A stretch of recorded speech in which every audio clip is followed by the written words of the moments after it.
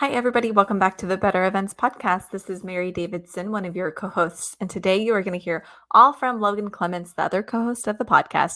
And she is going to share a series of videos that she posted on YouTube. And they cover topics that pertain to small business owners. There are things from why we should do things that scare us, to automations, to why you should plan a solo retreat day. So, whether you're a business owner or you're just looking for advice in your career, these are some nuggets that can help you save time and build your career. So here we go. Welcome to the Better Events Podcast. Join two event strategists, Logan Clements and Mary Davidson, who believe we can all create, host, and attend better events. In this podcast, you will learn about event strategy and actions that you can use today as an event host, planner, or manager. Hear directly from the people who are creating innovative and inspiring events today and tomorrow, and grow your business along the way. Now, let's get started, and thanks for listening to the Better Events Podcast. Hi, everyone. I'm Logan Clements, one of your co-hosts with the Better Events Podcast. And this week's episode is all about small business tips and tricks and things that I've learned along the way. The format for this episode is a little bit kind of like office hours or coffee chats with a friend. It's made up of a series of videos that I have posted on my YouTube account that are all pertaining to small business owners and or anyone who considers themselves to be the CEO of their own career, their career path, their trajectory, wherever you want to go. I kind of hesitate now, actually, now that I say that it's for small business owners, because I really do believe it's for anybody who is just wanting to take control and take charge of their career and where they're going. And so I'll first start out by talking about a couple lessons that I learned from doing a project that scared me. I feel like we don't often talk about fear.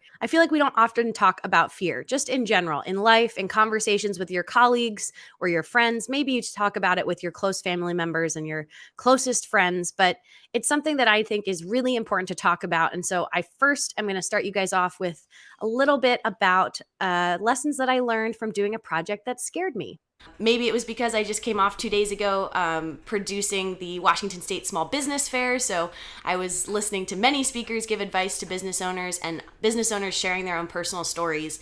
But I actually got this inspiration for this topic from my daily journal. I've been trying to journal more. I have a mentor who has taught me that it's important to kind of take time to reflect and think back and get centered as a business owner. I think we spend a lot of time doing our business and not enough spending time either on our business or on ourselves. It's something that I actually write in a journal. What I try to do daily, it doesn't happen daily. One of the things I write in there is that I thrive in new situations. And some days I feel like I totally own that and I'm like, yeah, I thrive in new situations. And other times I'm like, do I really thrive in new situations? So I wanted to unpack that really quickly this week and why it is important to kind of, even if you don't believe it fully, to just fake it till you make it, because as a business owner, you need to be able to thrive in those new situations. So I wanted to unpack this of thriving in new situations, why it's kind of aspirational and why it's important.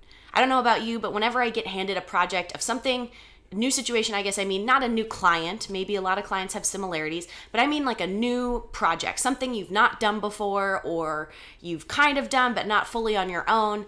And I feel like we all go through these steps of just fear and anxiety to maybe some hope. And then what I've realized is in the post-event, once I've finished and accomplished that new situation or that new project that I didn't know if I could do it in the beginning, I feel 1,000 times better than when I do a situation that I've done, an event I've done over and over and over again. So for example, 2 years ago, I got asked to produce a project and lead a very large production that I'd never done before. I'd led smaller events, I'd been a part of big productions, but I'd never been the person in charge. And man, if you could have seen me or been in my head in the weeks leading up to that project, my stomach was turning. I was so nervous. I don't know about you guys if you ever struggle with imposter syndrome, but I just definitely felt like one day my client was going to wake up and say, why did we hire Logan? Like, she has no idea what she's doing. But because I was so anxious, I was like over preparing. I tried to read all of the things I could about this project, making sure I knew the ins and outs and everything. And then when I was on site, I'd say my first day I was super nervous, but by day 2, I was having so much fun because both the project itself was really fun, but I was also like impressing myself, if that makes sense, and proving to myself that I could do something that I didn't think I could do. And the funny part is by the time I got to the end of the project and I got home, I was like, oh, of course I could have done that. Do you want me to go do that again next week? I got this, no problem. And it was so funny to kind of go back and think through that evolution of my thinking, of how I'd gone from being excited when they'd first asked me to do the project, and that excitement then turned into fear, and then it turned into a little bit of anxiety, and then as we got close I was like hopeful, just like hope that since they believe in me and I've done my homework, that it's all going to turn out all right. But then the post-event, the adrenaline rush of being able to sit here with myself and say, yeah, we just freaking did that. We did that project, was so satisfying. And it made me then want to say, okay, I think that's where that phrase comes in my journal is, I want to be that person who always goes after new projects. Sure, it's fun to do some of the same things again and again because you're able to optimize and improve, but sometimes the new and scary is actually a benefit. I don't know, I felt some of the payoffs for things that I've done that are new and scary to me have been the biggest payoffs, whether it's just me learning about myself, me getting to meet new people, me getting to learn a new skill. And so as a new business owner, I think it can be really challenging to figure out either what your niche is or figure out like where your place is in the business world. So I just want to encourage you that it's okay to be scared.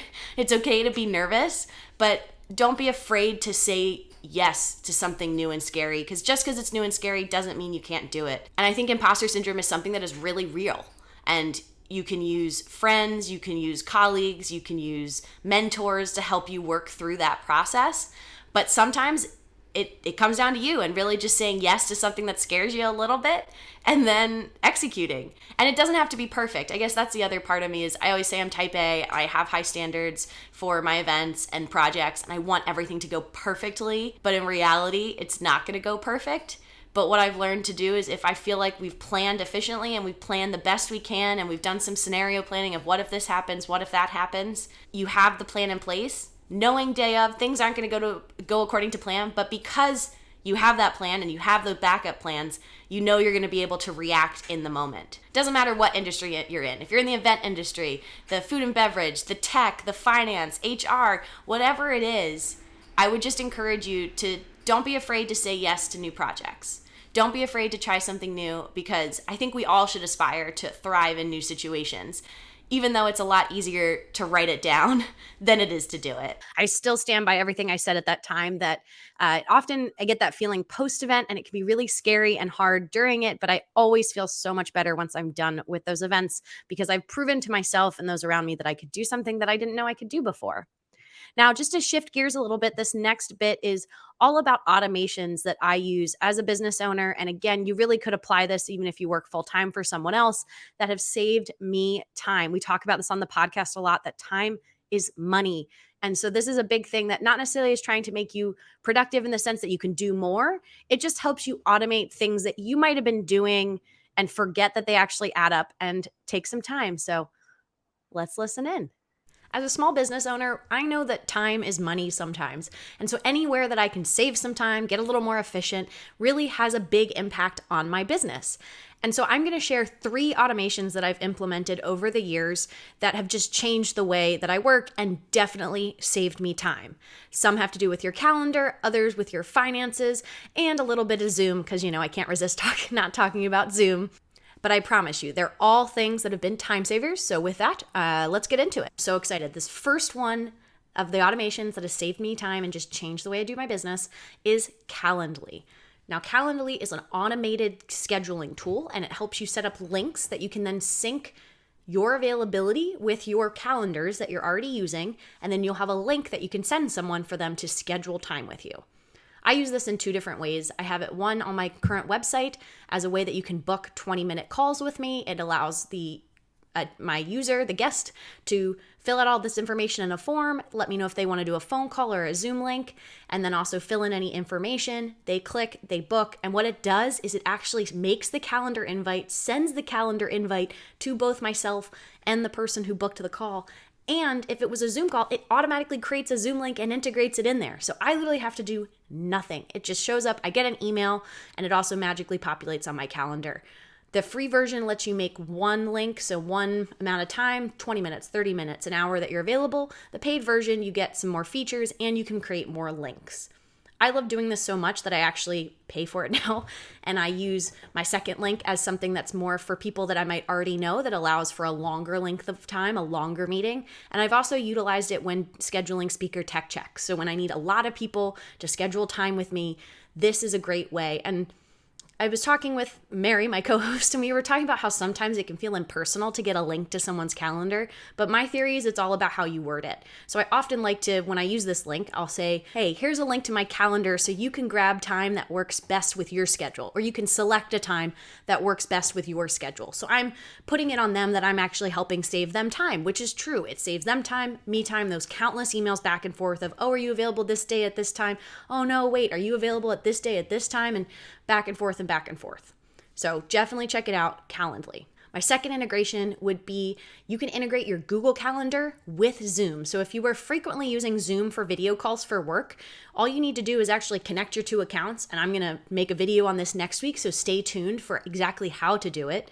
But what it enables you in Google Cal when you're creating a meeting invite, this doesn't mean that your guests that you're inviting to your meeting use Google Calendar. It also integrates with Outlook and everything else. But if you are someone who uses Google Calendar to schedule meetings with folks, this is going to save you time, because by integrating your two accounts, it'll actually let you have an option when you're clicking like select save meeting.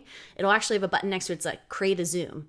And when you do that, it actually creates the Zoom link and puts it automatically in the Google Meeting invite, automatically sends that to all your attendees, and creates that link in your actual Zoom backend. So it's really easy for you to look in there and start the meeting. This has saved me countless copying and pasting of having Zoom and Google Calendar opening and trying to type all the same information. It's all linked, which is really, really great. And my third and final automation that just changed the way I do business is a little bit more personal.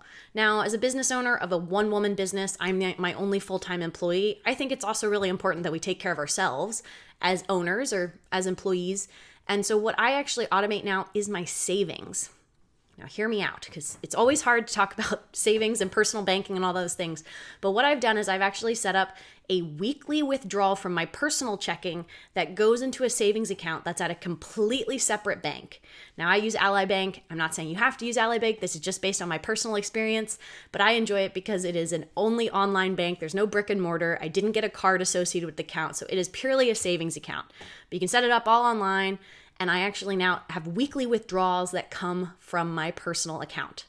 Now, why is this so satisfying and why did it change? Because I do have a savings account with the same bank as my checking account, but for some reason, whenever I could still see my savings, it was very easy for me then to, I'm just going to take $100 here, a couple $100 there, put them in my checking. So I never really felt like I made progress towards some of my savings goals. Now, I can't take credit for this. I read about it in a book, Profit First. Highly recommend it for business owners.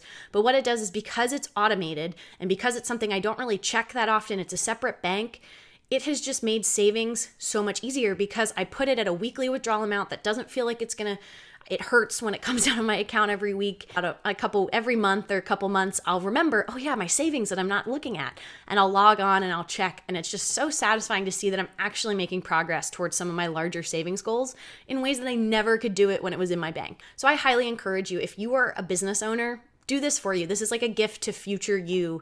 Or automate your withdrawals from your company. Something that just saves you a little bit of time and something you don't have to think about. So those are my top 3 automations that I recently implemented. And honestly, if I could have gone back in time and told younger me to start doing these earlier, I definitely would have, because it saved me time. It's increased my financial savings.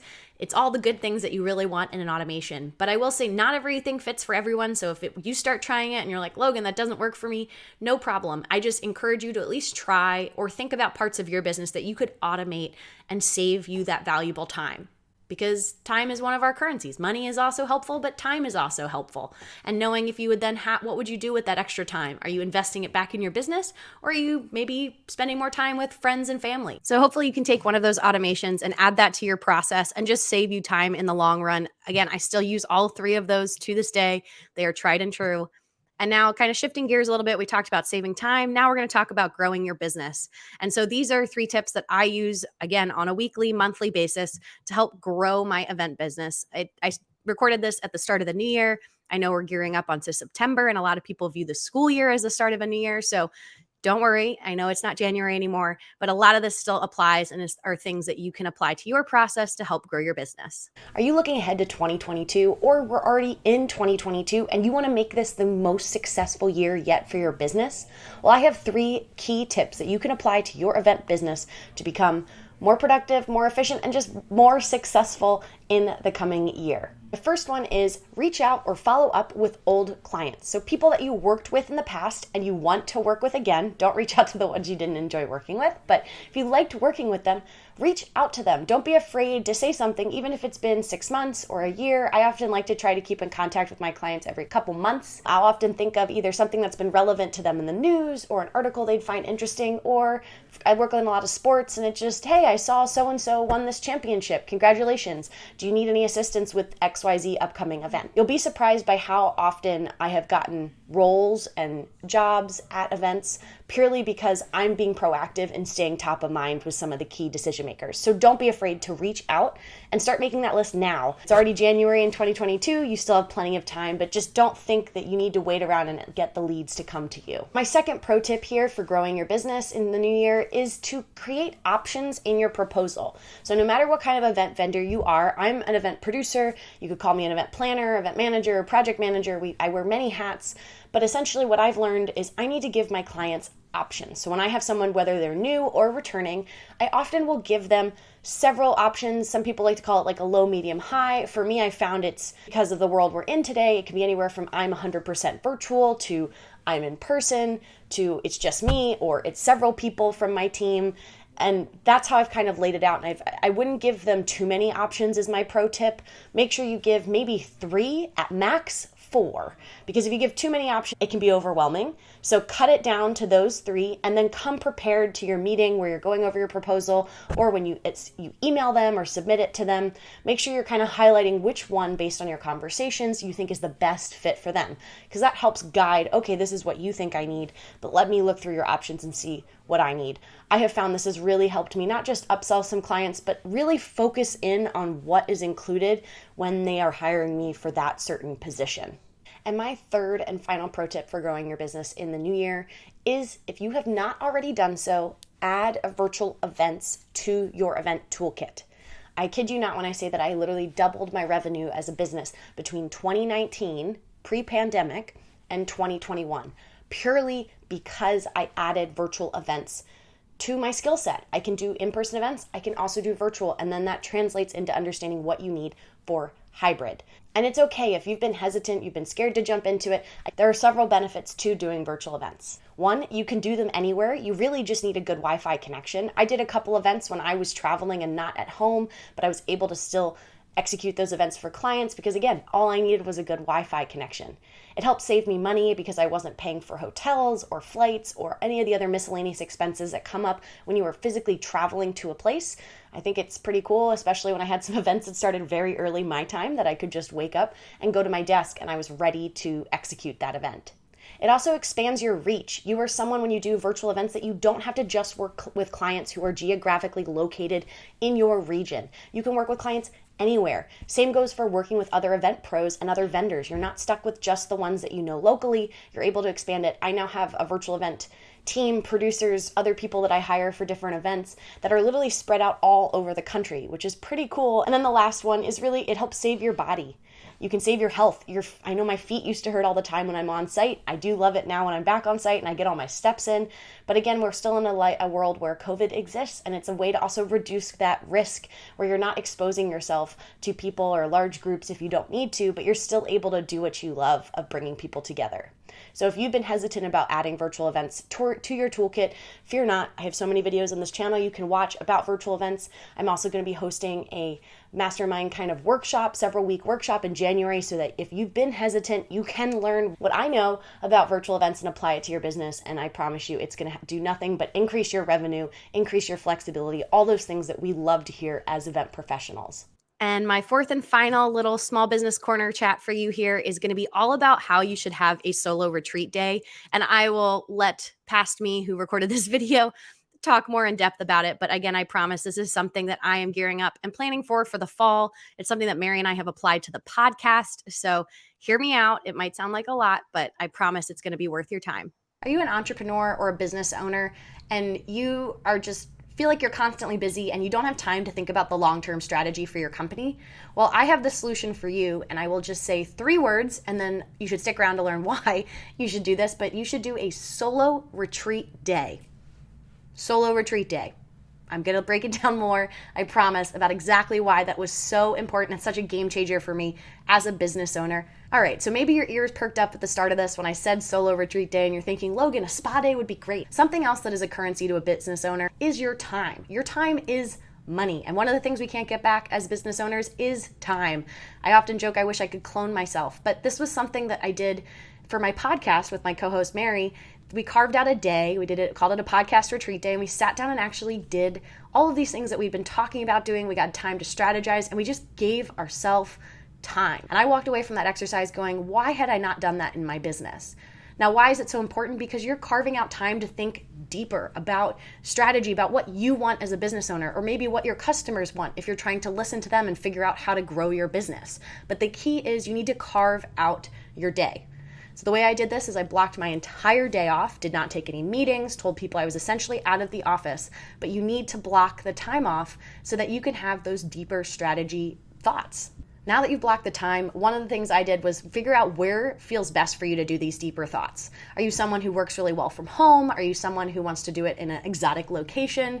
When my co-host and I did it, for the podcast, we just did it in a co-working space, and it was fun because it was a different place for me to work. When I did this for my business, I actually did it when I was home at the holidays in Philadelphia. But instead of doing it at my family's house, I actually rented a hotel room in downtown Philadelphia for the night and went with all my office supplies with the goal of just having me time to think about my business. And one of the things that was helpful as I led up to this retreat day was I started to take a note on my phone or wherever you take notes of just kind of like big strategy things, like what I wish I had time for. And this could be everything from like, what did I like from the past year? What didn't I like? What do I want more of? Do I like how I spent my time? That was huge for me. And I'm a solo entrepreneur. I can imagine this if you were someone who's a boss of employees. Like, do you like how you spent your time? Did you enjoy it? Because again, for me, this was such a good exercise of realizing that I spent so much time doing the work and not really thinking about the work, if that makes sense. I was doing my business versus spending time on my business. Another thing would be look back at your financials. What projects you worked on, what clients, what product do you own that was really financially viable? How about some of the projects or products or things in your business that weren't financially viable? You might surprise yourself there. That was one of the exercises I also enjoyed because there were things that I said, this project's never profitable. When I finally sat down and looked at the financials, I go, actually, some of these smaller events are actually quite profitable because I've gotten more efficient at them. Another fun exercise for that solo retreat day would be plan out your ideal year. For me, that looked like mapping out my events for the coming year. And this was looking back at people I'd worked with the previous year who did annual events and kind of starting to map out loosely when I think those would be, or if it was going after target big clients that I'd never worked with, or just clients I'm excited about that I wanted to work with and figuring out where their events fell in my calendar. And then my favorite part of this, and that's why I did a hotel room in Philadelphia, was you can spend a ton of time doing strategy. I think I sat there for a couple hours. I bought big Post-it notes. I was putting them on the wall. I felt like I was in my own little startup. It was really fun and had fun music playing. And then I realized I need time to digest that plan. And that happened accidentally. I took like a really long shower that night, just kind of relaxed. And then the next day I got up early and went on a walk and got coffee. And it was just really interesting to see how giving myself that space and that time for these thoughts to breathe, I started coming up with more ideas and jotting them on my phone or a napkin or a piece of paper because I gave myself time to think about, okay, how do I feel about this plan that I just made? So if you're doing a retreat day, again, you can do it all in one day. I recommend a night, but whatever it is, give yourself time. Go on a walk. Just give yourself time to digest this big plan that you've come up with. If you watch my videos, you know that I love a good bonus tip. And so this is something that I did kind of did it in November of last year, mainly because that was when things started to slow down. Plan to do this retreat a month or 2 months before you think you need this strategy. Similar to my last point about taking a break and having time to breathe and just digest your plan, it was really productive for me to do it in November because it gave me all of December to really think through, okay, this is, I really feel really strongly about this thing I came out with, this strategy, this client, this plan I'm going ahead with. And it took away some of that pressure of feeling like I had to come away from this one-day retreat with the exact plan that I was going to implement.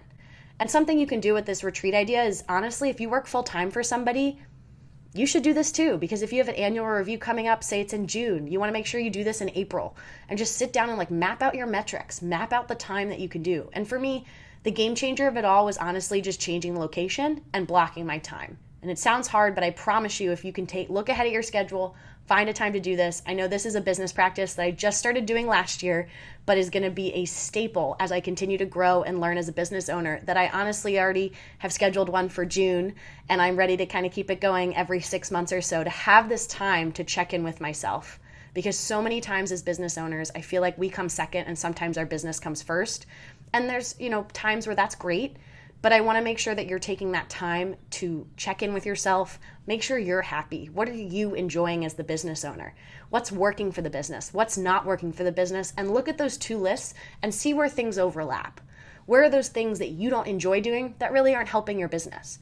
Where are those things overlapping that you do enjoy and they're profitable for your business? And where there are those things that are maybe a mix of both and you should look into outsourcing or hiring someone on your team to do those things that you don't enjoy. I can't stress enough how much of a game changer this was. So I hope you have fun trying to apply this to your business or to your job. And please let me know in the comments below if you have any questions on this or if you have your own retreat idea, because I'm constantly looking for new ideas. And this is something that has just brought me so much joy in my life from getting to sit down and do it. I still have those Post-its from that hotel room because they're helping me as I kind of say yes to projects moving forward. And that brings us to the end of the episode, folks. I hope you enjoyed this little small business corner for this week's episode. You can follow us on Instagram at Better Events Pod. You can send us an email at bettereventspod@gmail.com. And you can follow us on Twitter and Facebook, also at Better Events Pod. And we really appreciate you for listening, and we'll be back in your feeds again next Wednesday. Bye, folks.